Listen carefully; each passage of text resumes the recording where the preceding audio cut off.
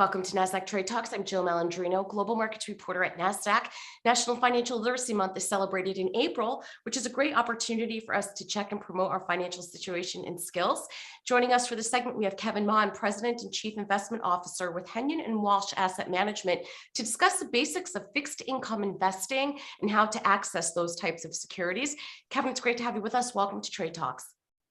Thanks so much, Jill, for having me on for Financial Literacy Month. It's always been our contention at Hennion and Walsh that an educated investor is the best investor. And we agree with you there too at Nasdaq. And Kevin, why might an investor consider a fixed income investment? Sure, there's a wide variety of different uses for fixed income investments. For example, let's say you have a retiree who's looking to replace their lost wages, but still needs some income to come in to sustain their lifestyle. That could be an excellent use of a fixed income security. Or let's say there's a growth-oriented investor who wants to minimize or lower the level of risk that's in their portfolio. Fixed income investments can be a great diversifier thanks to their low correlation to stocks. So there are many different uses for fixed income investments, Jill. What types of securities run within the fixed income asset class? Sure. If you just look in the United States alone, there are many different types of issuers of fixed income securities or bonds for that matter. In fact, the total size of the U.S. bond market is roughly $40 trillion, with the largest single issuer being the U.S. government with their U.S. Treasury securities. There are also U.S. government agency-backed securities, corporate bonds, municipal bonds, convertible bonds, preferred securities, and even international bonds. And then you could actually break those bonds out in terms of their credit rating for investment grade or high yield bond. There are so many different types of fixed income investments that are available for investors to consider. And that sounds like a huge market. So how would investors access those types of securities? Would it be individual bonds, mutual funds, ETFs, UITs?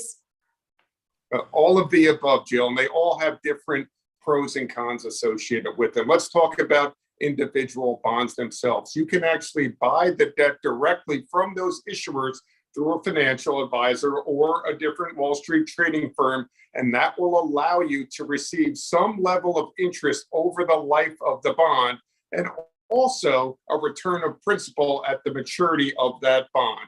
You can access those fixed income security types through package products, such as the ones you mentioned, whether they're mutual funds, open-ended ones, closed-end funds, exchange-traded funds, or even unit investment trusts. Keep in mind, though, Jill, that for those mutual funds or exchange-traded funds, some of the most commonly recognized and appreciated features of bonds, such as those predictable income payments and that principal protection when held to maturity, don't necessarily exist for those mutual funds or other open-end structures because the nature of the portfolio changes. And also there's no defined maturity date with those mutual funds. So you're giving up some of those features, but you're also getting the benefits of having a more broadly diversified portfolio of bonds as well. So do your homework before investing in any one of those different types of access points. And finally, Kevin, should equities also be considered for their income potential? Absolutely. We often forget about dividend paying equities when we think about income potential. As we know, dividends account for a very large component of the total return of stocks in general. But also that dividend income can be used by those individuals to help sustain their lifestyle when and if needed. So when you're considering fixed income investments or income-oriented investing, we would suggest you also consider dividend-paying equities in addition to all those other security types I mentioned before, recognizing the tax features of those investments as well. Generally, with dividend-paying equities, they're treated on a qualified basis.